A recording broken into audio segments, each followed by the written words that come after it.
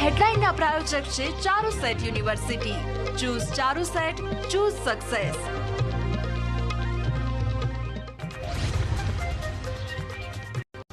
વરસાદને લઈ હવામાન નિષ્ણાંત અંબાલાલ પટેલની મોટી આગાહી. રાજ્યમાં આજથી જ ચોમાસું થશે સક્રિય. રાતથી ગુજરાતમાં મોટાભાગના વિસ્તારમાં વરસાદનું થશે આગમન. તો મૂર્તિ ખંડિત અને પાલીતાણા પર્વત પર જૈન તીર્થંકરની મૂર્તિ ખંડિત મામલે ગૃહ વિભાગ એક્શનમાં. સમગ્ર મામલે ગૃહમંત્રી હર્ષ સંઘવીએ આપ્યા તપાસના આદેશ. મૂર્તિ ખંડિત થતા જૈન સમાજમાં ભારે રોષ.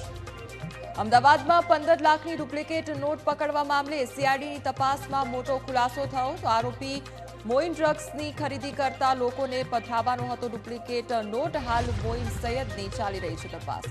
આવતીકાલથી સ્કૂલ વાન રિક્ષા ચાલકોની હડતાળ. આરટીઓ તમામ સ્કૂલ વર્ધી વાહનને પરમિટ આપે તેવી સ્કૂલ વર્ધી એસોસિએશનની માંગ.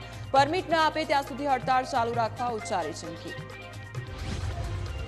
ગુજરાતના દરિયાઈ વિસ્તારમાંથી ચરસ મળવાનો સિલસિલો યથાવત. ફરી કચ્છના ખિદરત ટાપુ પરથી ચરસના 10 પેકેટ મળ્યા. તો પોલીસ દ્વારા દરિયાઈ પટ્ટીમાં ડ્રોન કેમેરાથી રખાઈ રહી છે નજર.